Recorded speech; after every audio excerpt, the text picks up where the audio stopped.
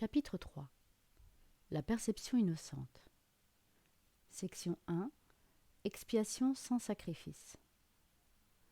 Il faut d'abord qu'un autre point soit parfaitement clair, avant que toute trace de peur encore associée au miracle puisse disparaître. Ce n'est pas la crucifixion qui a établi l'expiation, c'est la résurrection. Nombreux sont les chrétiens sincères qui ont mal compris cela. Nul ne saurait commettre cette erreur qui est libre de la croyance dans le manque. Si la crucifixion est vue d'un point de vue sans dessus-dessous, il apparaît en effet que Dieu aurait permis et même encouragé un de ses fils à souffrir parce qu'il était bon. Cette interprétation particulièrement regrettable, qui a surgi de la projection, a conduit de nombreuses personnes à éprouver une peur atroce de Dieu. De tels concepts anti-religieux entrent dans plusieurs religions.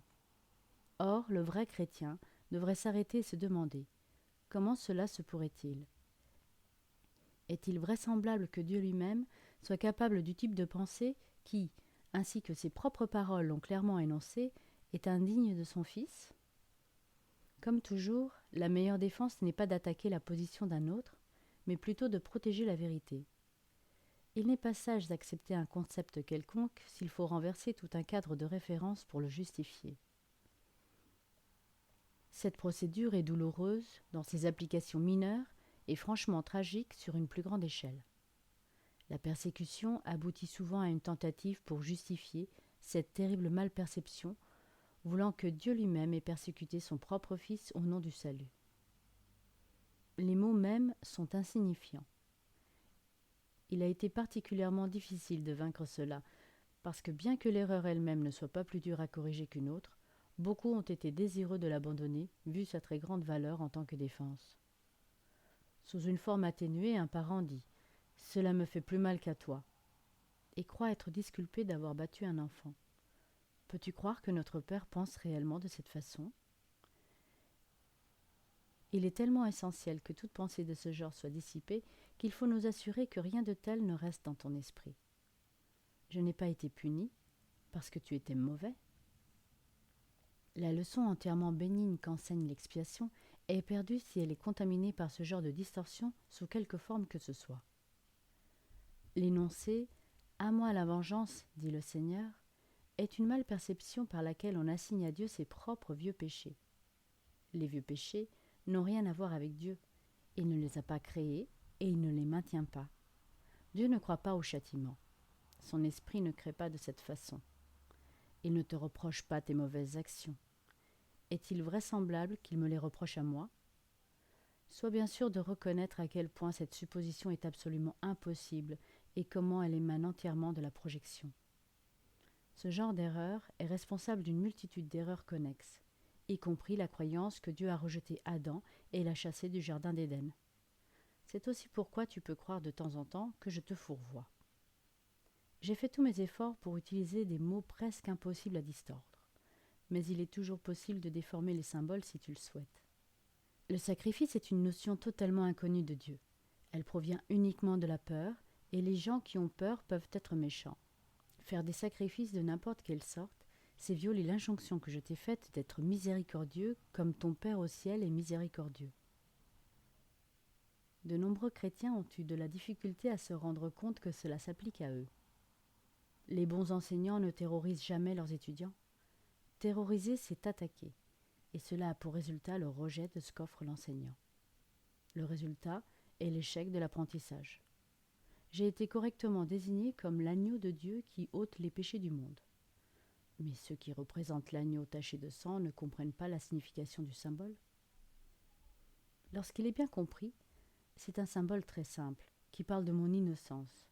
Le lion et l'agneau, couchés côte à côte, symbolisent la force et l'innocence, non pas en conflit, mais vivant en paix naturellement. Heureux ceux qui ont le cœur pur, car ils verront Dieu, est une autre façon de dire la même chose. Un esprit pur connaît la vérité, et là est sa force. Il ne confond pas la destruction avec l'innocence, parce qu'il associe l'innocence à la force et non à la faiblesse. L'innocence est incapable de sacrifier quoi que ce soit, parce que l'esprit innocent a tout et s'efforce uniquement de protéger son entièreté. Il ne peut projeter.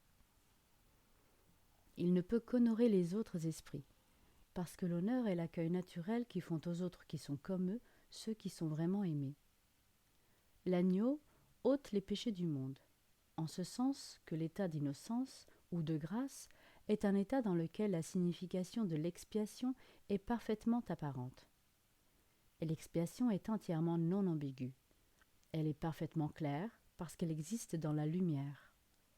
Seules les tentatives pour l'envelopper de ténèbres l'ont rendue inaccessible à ceux qui ne choisissent pas de voir. L'expiation ne rayonne que la vérité. C'est donc la quintessence de la non-nuisance, et elle ne verse que des bénédictions.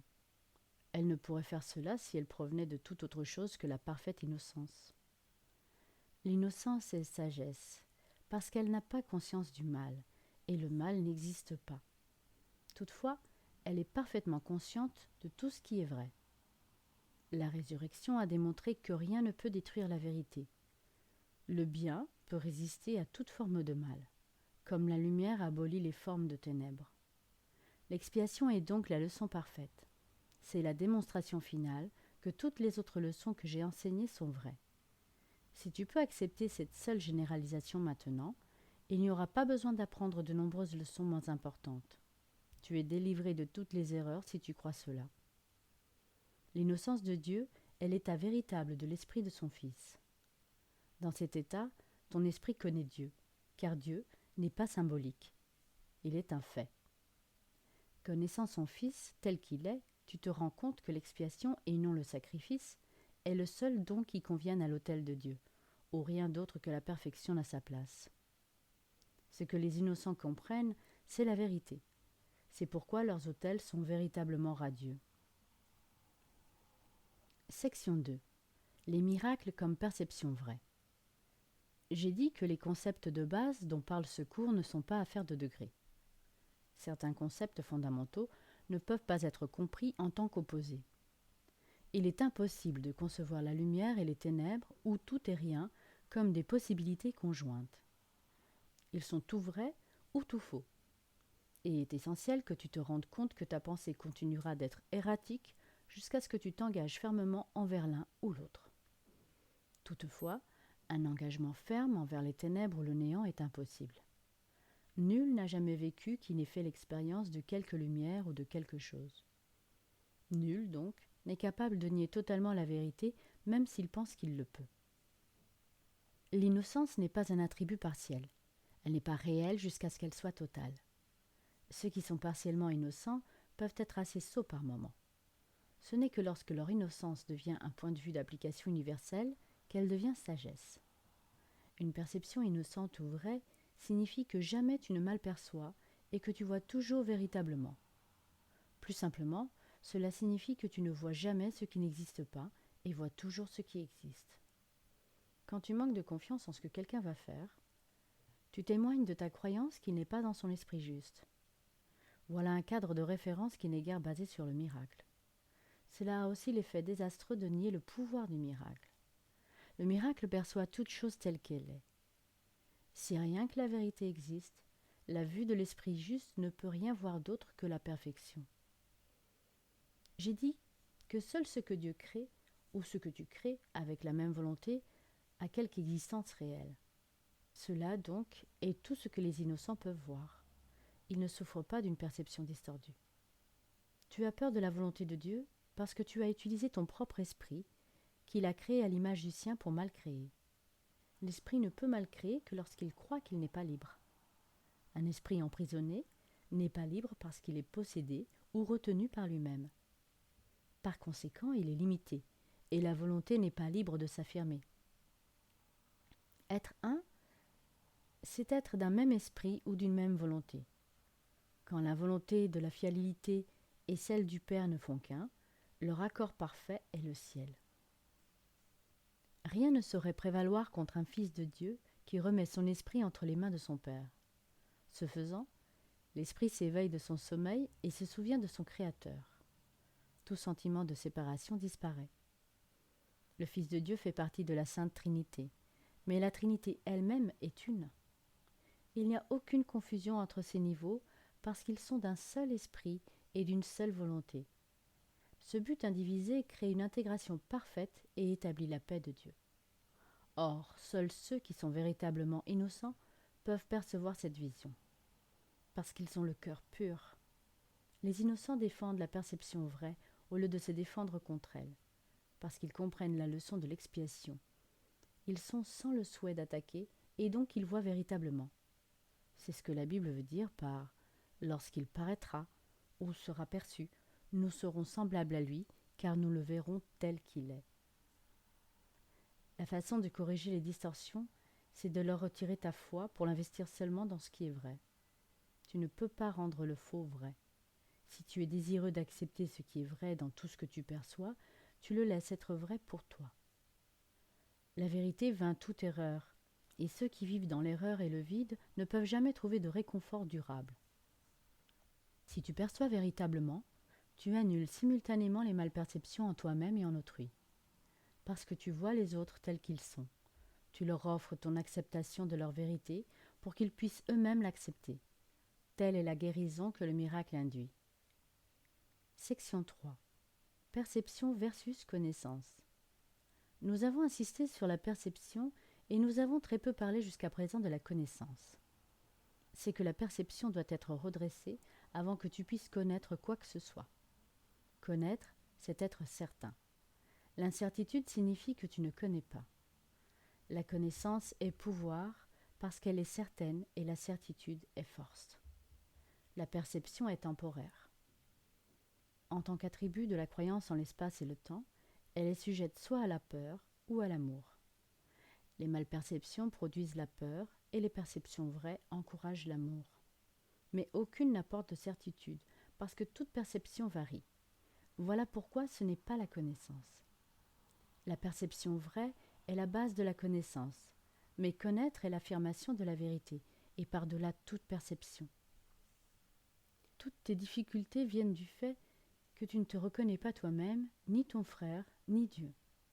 Reconnaître signifie connaître de nouveau, et cela implique que tu as connu jadis. Tu peux voir de multiples façons parce que la perception comporte une interprétation, ce qui signifie qu'elle n'est ni entière ni constante. Le miracle, qui est une façon de percevoir, n'est pas la connaissance. C'est la réponse juste à une question, mais tu ne poses pas de questions quand tu connais. Pour défaire les illusions, la première étape est de les mettre en question. Le miracle ou la réponse juste les corrige. Puisque les perceptions changent, il est évident qu'elles dépendent du temps. Comment tu perçois à n'importe quel moment détermine ce que tu fais, et les actions doivent se produire dans le temps. La connaissance est intemporelle, parce que la certitude ne peut être mise en question. Tu connais quand tu as cessé de poser des questions. L'esprit interrogateur se perçoit dans le temps et cherche donc des réponses futures. L'esprit fermé croit que le futur et le présent seront pareils. Cela établit un état qui en apparence est stable et qui habituellement est une tentative pour contrebalancer la peur sous-jacente que le futur sera pire que le présent. Cette peur inhibe la tendance même à poser des questions. La vraie vision est la perception naturelle de la vue spirituelle, mais c'est encore une correction plutôt qu'un fait. La vue spirituelle est symbolique. Ce n'est donc pas un mécanisme pour connaître. C'est toutefois un moyen de perception juste, ce qui l'a fait entrer dans le domaine du miracle proprement dit. Une vision de Dieu serait un miracle plutôt qu'une révélation. Le simple fait qu'elle implique la perception retire l'expérience du champ de la connaissance. C'est pourquoi les visions, si saintes qu'elles soient, ne durent pas. La Bible te dit de te connaître toi-même ou d'être certain. La certitude est toujours de Dieu. Quand tu aimes quelqu'un, tu l'as perçu tel qu'il est, et cela te permet de le connaître. Tant que tu ne l'as pas d'abord perçu tel qu'il est, tu ne peux pas le connaître. Aussi longtemps que tu poses des questions à son sujet, tu laisses entendre clairement que tu ne connais pas Dieu. La certitude ne requiert pas l'action. Quand tu dis que tu te bases sur la connaissance pour agir, en fait tu confonds connaissance et perception. La connaissance procure la force nécessaire à la pensée créatrice, mais non à l'action juste. La perception, les miracles et l'action sont étroitement reliés. La connaissance est le résultat de la révélation, et elle n'induit que la pensée. Même sous sa forme la plus spiritualisée, la perception implique le corps. La connaissance vient de l'autel au-dedans, et elle est intemporelle parce qu'elle est certaine. Percevoir la vérité, ce n'est pas la même chose que la connaître. La perception juste est d'abord nécessaire afin que Dieu puisse communiquer directement avec ses autels qu'il a établis en ses fils. Là, il peut communiquer sa certitude et sa connaissance apportera la paix sans aucune question. Dieu n'est pas un étranger pour ses fils, et ses fils ne sont pas des étrangers les uns pour les autres. La connaissance a précédé à la fois la perception et le temps, et c'est elle qui à la fin les remplacera. Voilà la signification réelle de l'alpha et l'oméga, le commencement et la fin, et avant qu'Abraham fût, je suis. La perception peut et doit être stabilisée, mais la connaissance est stable. Crains Dieu et observe ses commandements. Deviens, connais Dieu et accepte sa certitude. Si tu attaques l'erreur en autrui, c'est toi-même que tu blesseras. Tu ne peux pas connaître ton frère quand tu l'attaques. C'est toujours un étranger qui est attaqué. Tu fais de lui un étranger en le mal percevant, et ainsi tu ne peux pas le connaître. C'est parce que tu as fait de lui un étranger que tu as peur de lui. Perçois-le correctement afin de pouvoir le connaître. Il n'y a pas d'étranger dans la création de Dieu. Pour créer comme il a créé, tu ne peux créer que ce que tu connais, et donc accepte pour tien. Dieu connaît ses enfants avec une parfaite certitude. Il les a créés en les connaissant. Il les reconnaît parfaitement. Quand ils ne se reconnaissent pas les uns les autres, ils ne le reconnaissent pas. Section 4. L'erreur et l'ego. Les aptitudes que tu possèdes maintenant ne sont que des ombres de ta force réelle. Toutes tes fonctions présentes sont divisées et peuvent être mises en doute et remises en question. C'est que tu n'es pas certain de la façon dont tu vas les utiliser et tu es donc incapable de connaissance. Tu es aussi incapable de connaissance parce que tu peux encore percevoir sans amour. La perception n'existait pas avant que la séparation n'introduise des degrés, des aspects et des intervalles. Le pur esprit n'a pas de niveau, et tout conflit découle du concept de niveau. Seuls les niveaux de la Trinité sont capables d'unité. Les niveaux créés par la séparation ne peuvent qu'être en conflit. C'est qu'ils ne signifient rien les uns pour les autres. La conscience, le niveau de perception, fut la première division introduite dans l'esprit après la séparation, faisant de l'esprit un percepteur plutôt qu'un créateur. La conscience est correctement identifiée comme étant le domaine de l'ego. L'ego est une tentative de l'esprit faux pour te percevoir toi-même tel que tu souhaites être, plutôt que tel que tu es. Or, tu ne peux te connaître tel que tu es, parce que c'est tout ce dont tu peux être sûr. Tout le reste peut être mis en question. L'ego est l'aspect interrogateur du soi, de l'après-séparation, qui a été fait plutôt que créé. Il est capable de poser des questions, mais non de percevoir des réponses signifiantes, parce que celles-ci impliqueraient la connaissance et ne peuvent être perçues. L'esprit est donc confus, parce que seule l'unité d'esprit peut être sans confusion. Un esprit séparé ou divisé doit être confus. Il est nécessairement incertain de ce qu'il est. Il doit être en conflit parce qu'il est en désaccord avec lui-même. Cela rend ses aspects étrangers les uns aux autres, et c'est l'essence même de cette condition propice à la peur, dans laquelle l'attaque est toujours possible. Tu as tout lieu d'avoir peur tel que tu te perçois toi-même.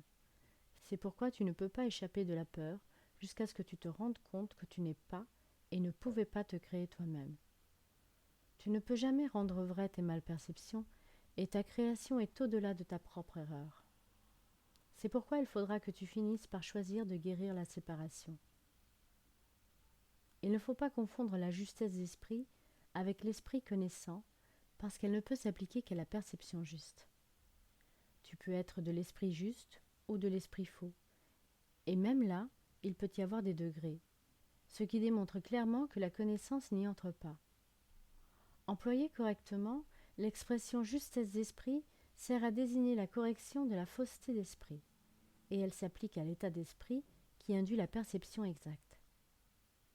C'est un esprit de miracle parce qu'il guérit la malperception, ce qui est certes un miracle vu la façon dont tu te perçois toi-même. La perception comporte toujours quelques mauvais usages de l'esprit, parce qu'elle amène l'esprit dans des zones d'incertitude. L'esprit est très actif. Quand il choisit d'être séparé, il choisit de percevoir. Jusque-là, sa seule volonté est de connaître. Après, il ne peut que faire des choix ambigus, et la seule voie qui mène hors de l'ambiguïté est la perception claire. L'esprit ne retourne à la fonction qui lui est propre que lorsqu'il a pour volonté de connaître. Cela le met au service du pur esprit, où la perception est changée. L'esprit choisit de se diviser quand il choisit de faire ses propres niveaux. Mais il ne pourrait pas se séparer entièrement du pur esprit, parce que c'est du pur esprit qu'il tire tout son pouvoir de faire ou de créer. Même dans la malcréation, l'esprit affirme ses sources, sinon il cesserait d'être tout simplement. Cela est impossible, parce que l'esprit appartient au pur esprit que Dieu a créé et qui est donc éternel. L'aptitude à percevoir a rendu le corps possible parce que tu dois percevoir quelque chose et avec quelque chose. Voilà pourquoi la perception comporte un échange ou une traduction dont la connaissance n'a pas besoin. La fonction interprétative de la perception, une forme distordue de la création, te permet alors de penser que tu es ton corps, interprétation par laquelle tu tentes d'échapper du conflit que tu as induit.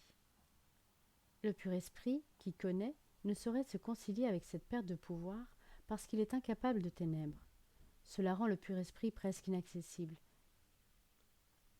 Cela rend le pur esprit presque inaccessible à l'esprit et entièrement inaccessible au corps. Par la suite, le pur esprit est perçu comme une menace, parce que la lumière abolit les ténèbres en te montrant simplement qu'elles ne sont pas là. C'est ainsi que la vérité vaincra toujours l'erreur. Cela ne peut pas être un processus actif de correction parce que, comme je l'ai déjà souligné, la connaissance ne fait rien. Elle peut être perçue comme un agresseur, mais elle ne peut pas attaquer. Ce que tu perçois comme une attaque de sa part, c'est ta propre vague reconnaissance de ce que tu peux toujours te souvenir de la connaissance, puisqu'elle n'a jamais été détruite.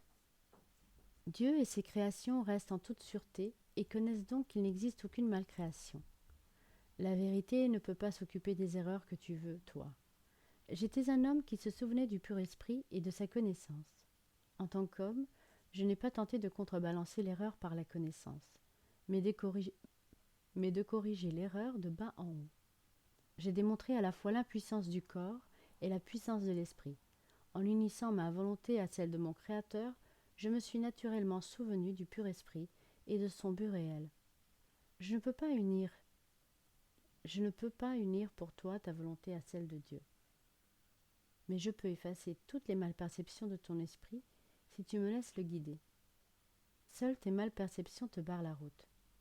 Sans elles, ton choix est certain. Une perception saine induit un choix sain. Je ne peux pas choisir pour toi, mais je peux t'aider à faire toi-même le juste choix. Il y a beaucoup d'appelés, mais peu d'élus. Devrait être. Tous sont appelés, mais peu choisissent d'écouter. Par conséquent, ils ne font pas le juste choix. Les élus sont simplement ceux qui font le juste choix plus tôt. Les esprits justes peuvent faire cela maintenant, et ils trouveront du repos pour leurs âmes. Dieu te connaît seulement dans la paix, et cela est ta réalité. Section 5. Au-delà de la perception. J'ai dit que les aptitudes que tu possèdes ne sont que des ombres de ta force réelle et que la perception dont la nature est de juger n'a été introduite qu'après la séparation. Personne n'a plus été sûr de rien depuis. J'ai aussi clairement fait comprendre que la résurrection était le moyen permettant le retour à la connaissance, ce qui fut accompli par l'union de ma volonté avec celle du Père. Nous pouvons maintenant établir une distinction qui clarifiera certaines de nos affirmations subséquentes. Depuis la séparation, les mots créer et faire ont été confondus. Quand tu fais quelque chose, c'est parce que tu ressens un manque ou un besoin concret. Tout ce qui est fait dans un but concret n'est pas vraiment généralisable. Quand tu fais quelque chose pour combler un manque perçu, tu laisses entendre que tu crois en la séparation. L'ego a inventé dans ce but de nombreux systèmes de pensée ingénieux. Aucun d'entre eux n'est créateur. L'inventivité est un effort gaspillé, même sous sa forme la plus ingénieuse. La nature très concrète de l'invention n'est pas digne de la créativité abstraite des créations de Dieu. Comme nous l'avons déjà observé, la connaissance ne conduit pas à l'action. La confusion entre ta création réelle et ce que tu as fait de toi-même est si profonde qu'il t'est devenu littéralement impossible de connaître quoi que ce soit. La connaissance est toujours stable, et il est bien évident que tu ne l'es pas. Néanmoins, tu es parfaitement stable tel que Dieu t'a créé. En ce sens, lorsque ta conduite est instable, tu es en désaccord avec l'idée que Dieu a de ta création. Tu peux faire cela si tel est ton choix, mais tu ne voudrais sûrement pas le faire si tu étais dans ton esprit juste.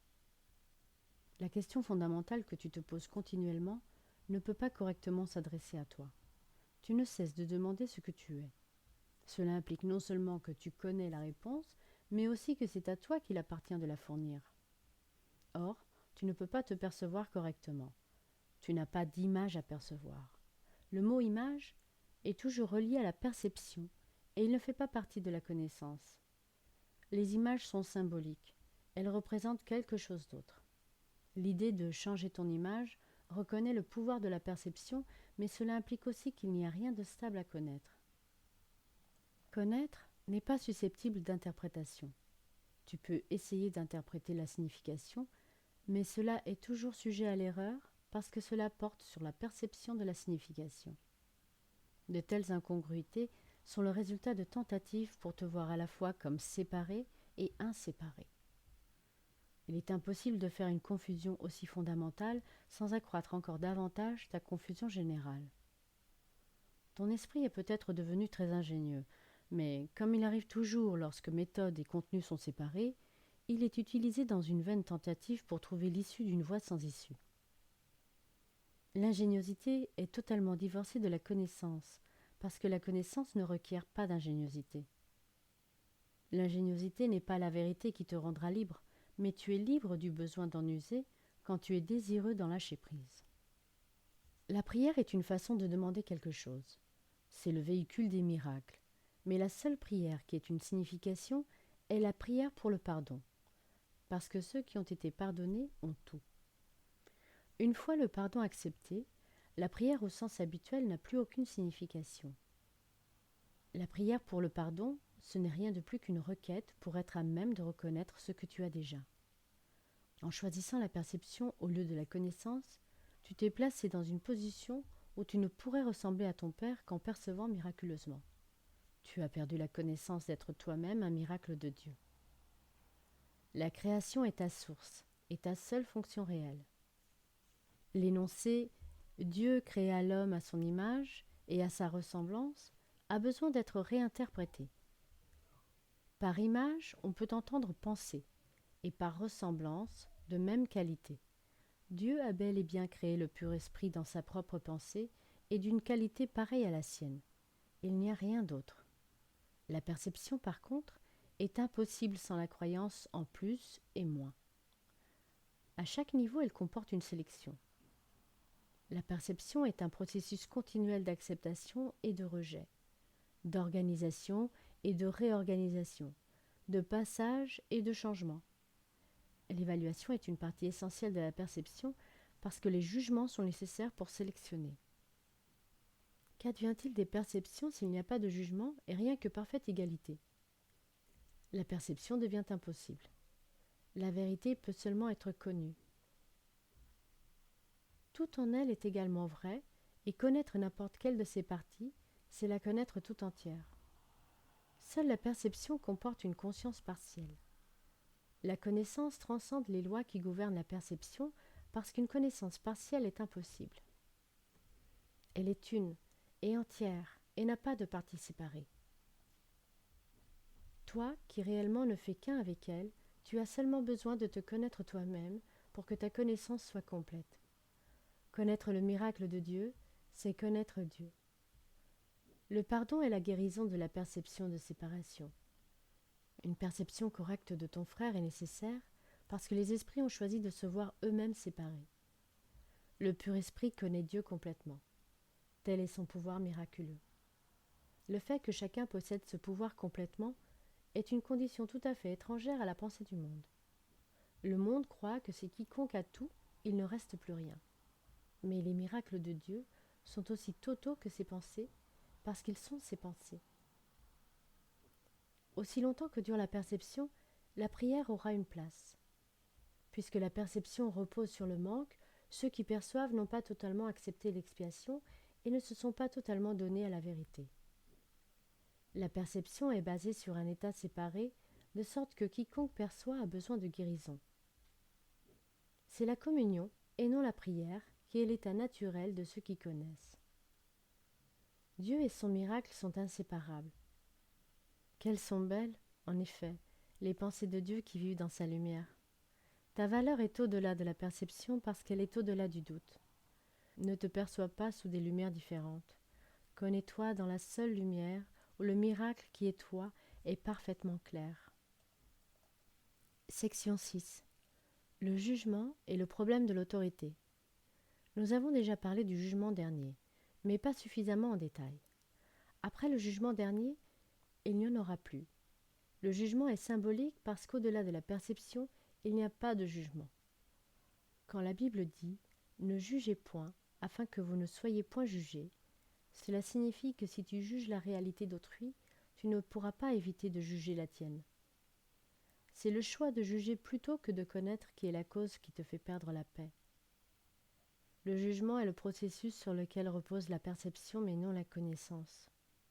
J'ai parlé de cela plus tôt quand j'ai mentionné, concernant le caractère sélectif de la perception, que l'évaluation en était l'évident préalable. Le jugement comporte toujours un rejet. Il ne souligne jamais uniquement les aspects positifs de ce qui est jugé, que ce soit en toi ou en autrui.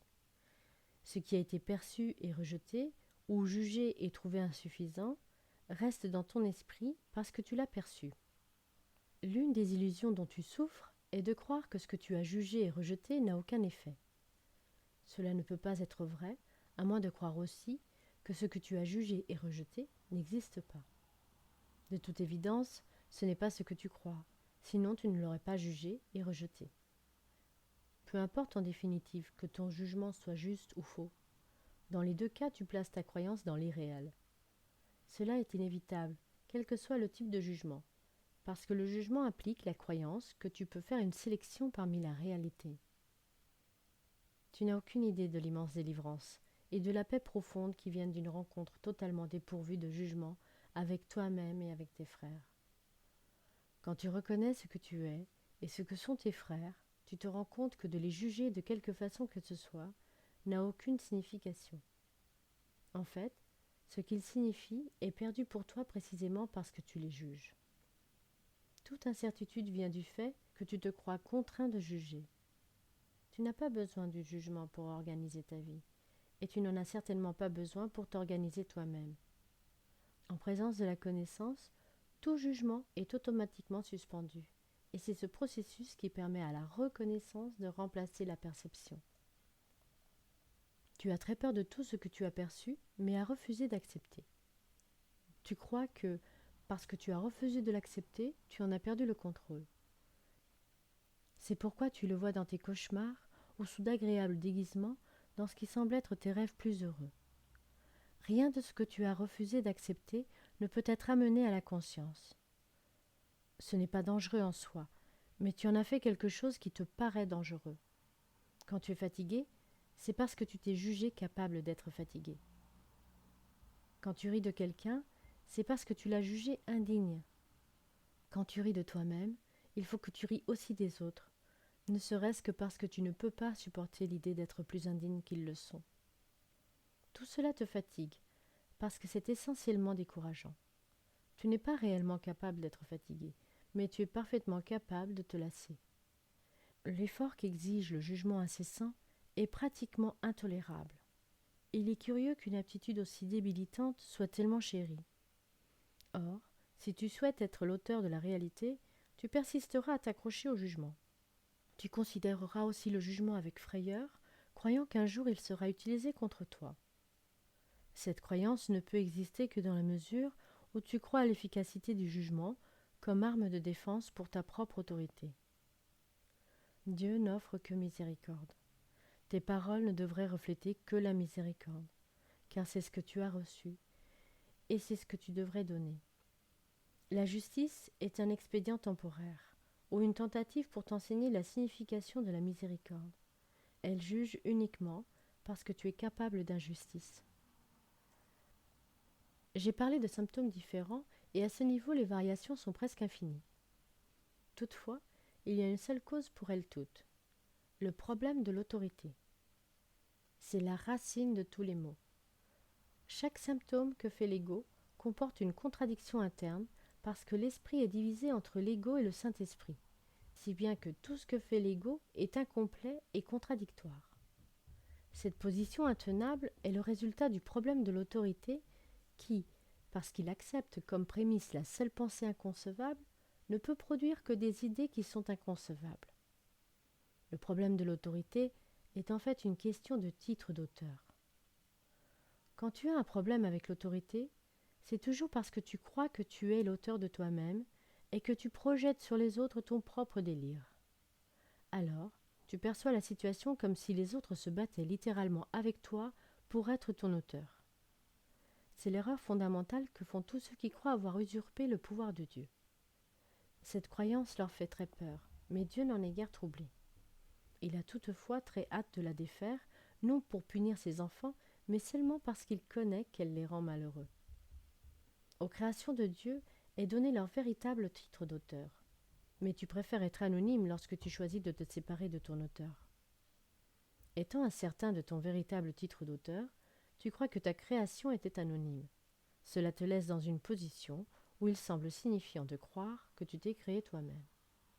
Cette dispute pour le titre d'auteur a laissé une telle incertitude dans ton esprit qu'il pourrait même douter que tu existes réellement. Seuls ceux qui remettent tout souhait de rejeter peuvent connaître qu'il est impossible qu'eux-mêmes soient rejetés. Tu n'as pas usurpé le pouvoir de Dieu, mais tu l'as perdu. Heureusement, perdre une chose ne signifie pas qu'elle est disparue. Cela signifie simplement que tu ne te rappelles pas où elle est. Son existence ne dépend pas de ton aptitude à l'identifier ou même à la situer. Il est possible de regarder la réalité sans porter de jugement, en connaissant simplement qu'elle est là. La paix est l'héritage naturel du pur esprit. Chacun est libre de refuser d'accepter son héritage, mais il n'est pas libre d'établir quel est son héritage. Le problème sur lequel chacun doit se décider, c'est la question fondamentale du titre d'auteur. Toute peur provient finalement, et parfois par des chemins très tortueux, du déni du titre d'auteur. L'offense n'est jamais faite à Dieu, mais seulement à ceux qui le nient. Nier son titre d'auteur, c'est te nier à toi-même la raison de ta paix, si bien que tu ne te vois toi-même que par segments. Cette étrange perception, c'est le problème de l'autorité. Il n'en est pas un qui ne se sente emprisonné d'une façon ou d'une autre. Si cela est le résultat de sa propre libre volonté, il doit considérer sa volonté comme n'étant pas libre, sinon la circularité du raisonnement dans cette position serait très apparente. Une volonté libre doit conduire à la liberté. Le jugement emprisonne parce qu'il sépare des segments de la réalité à l'échelle instable des souhaits. Les souhaits ne sont pas des faits. Souhaiter, cela implique que vouloir ne suffit pas. Or, pas un dans son juste esprit ne croit que ce qu'il souhaite est aussi réel que ce qu'il veut. Au lieu de « chercher premièrement son royaume », dis « voulez premièrement son royaume ». Et tu auras dit « je connais ce que je suis et j'accepte mon propre héritage ». Section 7. Création versus image de soi. Chaque système de pensée doit avoir un point de départ. Il commence soit par un faire, soit par un créer, différence dont nous avons déjà parlé. Leur ressemblance réside dans leur pouvoir en tant que fondement. Leur différence réside dans ce qui repose sur eux. Les deux sont des pierres angulaires pour les systèmes de croyances sur lesquels chacun règle sa vie. C'est une erreur de croire qu'un système de pensée fondé sur le mensonge est faible. Rien de ce qui est fait par un enfant de Dieu n'est sans pouvoir. Il est essentiel que tu t'en rendes compte, sinon tu seras incapable d'échapper de la prison que tu as faite. Tu ne peux pas résoudre le problème de l'autorité en dépréciant le pouvoir de ton esprit. En faisant cela, tu te trompes toi-même, et cela te blessera parce que tu comprends réellement la force de ton esprit. Tu te rends compte aussi que tu ne peux pas l'affaiblir, pas plus que tu ne peux affaiblir Dieu. Le diable est un concept effrayant parce qu'il semble être extrêmement puissant et extrêmement actif. Il est perçu comme une force en lutte avec Dieu, se battant contre lui pour la possession de ses créations. Le diable trompe par des mensonges et bâtit des royaumes où tout est en opposition directe avec Dieu. Pourtant, il attire les hommes plutôt que de les rebuter, et ceux-ci sont désireux de lui vendre leur âme en échange de dons qui n'ont aucune valeur réelle. Cela n'a absolument aucun sens. Nous avons déjà parlé de la chute, ou la séparation, mais il faut comprendre clairement ce que cela signifie. La séparation est un système de pensée assez réel dans le temps, mais point dans l'éternité. Toutes les croyances sont réelles pour le croyant. Le fruit d'un seul arbre était défendu dans le jardin symbolique. Mais Dieu n'aurait pas pu le défendre, sinon le fruit n'aurait pas pu être mangé. Si Dieu connaît ses enfants, et je t'assure qu'il les connaît, les aurait-il mis dans une position où leur propre destruction était possible ? L'arbre défendu était appelé l'arbre de la connaissance. Or Dieu a créé la connaissance et l'a donnée librement à ses créations. Ce symbolisme a reçu plusieurs interprétations, mais tu peux être sûr qu'est dans l'erreur toute interprétation qui considère Dieu ou ses créations capables de détruire leur propre but. Manger le fruit de l'arbre de la connaissance est un symbole exprimant l'usurpation de l'aptitude à s'autocréer.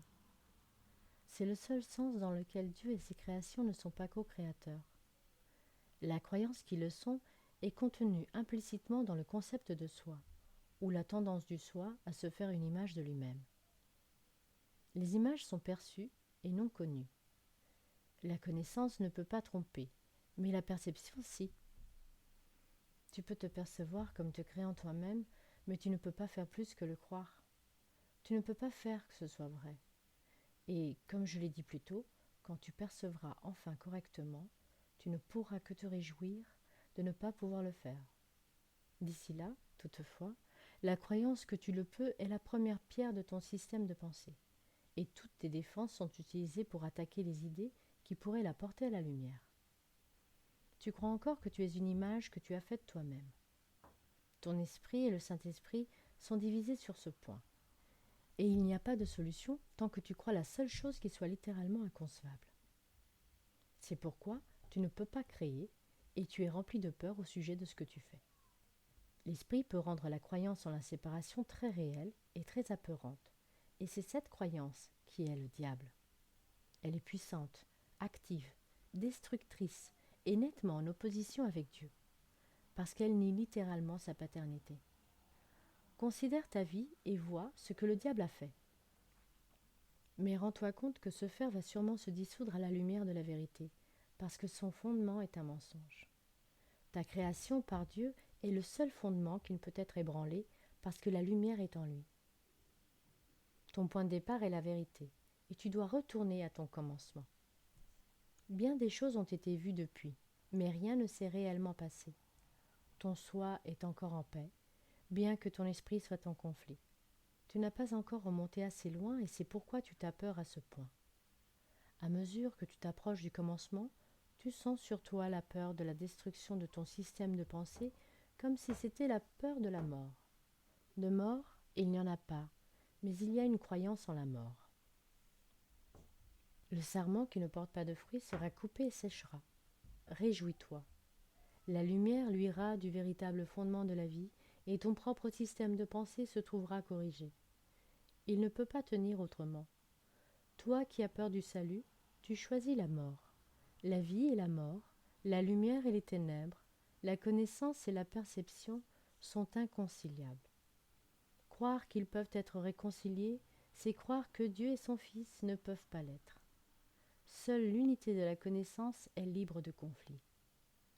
Ton royaume n'est pas de ce monde, parce qu'il t'a été donné au-delà de ce monde. Il n'y a que dans ce monde où l'idée d'un problème de l'autorité soit signifiante. Ce monde, ce n'est pas par la mort qu'on le quitte, mais par la vérité. Et la vérité peut être connue de tous ceux pour qui le royaume a été créé et qui l'attendent.